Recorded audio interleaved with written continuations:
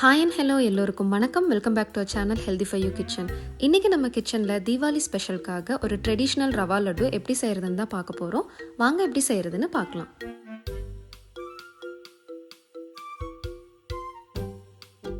இந்த ரவா லட்டு செய்கிறதுக்காக நம்ம ஃபஸ்ட்டு ஒரு பேனில் 1.5 டேபிள் ஸ்பூன் கீ சேர்த்திக்கலாம்.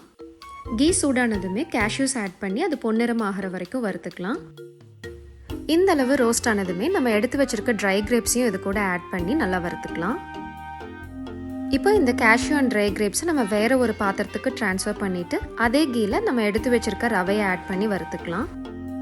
கடையிலிருந்து வாங்கும்போது ரோஸ்டட் ரவையா வாங்கியிருந்தா கூட நம்ம வீட்டில் இதை செய்யறதுக்கு முன்னாடி ஒரு தடவை நல்லா வறுத்துக்கலாம். ரவையை நம்ம வறுக்கும் போது மீடியம் ஃப்ளேம்ல தான் வச்சு வறுக்கணும்.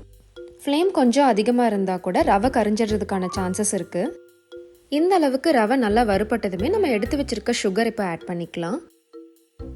நம்ம பொடிச்சு சுகர் ஆட் பண்ணாதனால இந்த சுகர் நல்லா கரையிற வரைக்கும் ஒரு 2-3 நிமிஷம் நல்லா வறுத்துக்கலாம். இப்போ நம்ம வறுத்து வச்சிருக்க cashew and dry grapes add பண்ணி நல்லா மிக்ஸ் பண்ணிக்கலாம். ரவா லட்டு பிடிக்கும் போது நல்லா சேர்ந்து வரணுன்றதுக்காக மிதமான சூட்டில் இருக்கிற பால் கொஞ்சம் ஆட் பண்ணி அதையும் நல்லா மிக்ஸ் பண்ணிக்கலாம்.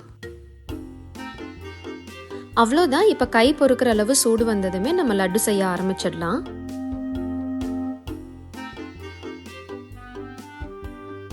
லட்டு பிடிக்கும் போது எல்லாமே ஒரே ஷேப்ல இருக்கிற மாதிரி பார்த்துக்கலாம். அப்போதான் பார்க்கறதுக்கு ரொம்ப அழகா இருக்கும்.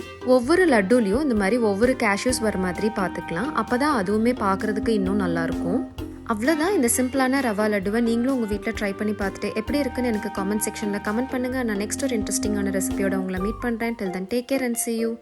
நீங்கள் நம்ம சேனலுக்கு புதுசு அண்ட் நான் போடுற ரெசிபிஸ் எல்லாம் உங்களுக்கு பிடிச்சிருக்குன்னா please don't forget to subscribe to our channel healthifyukitchen.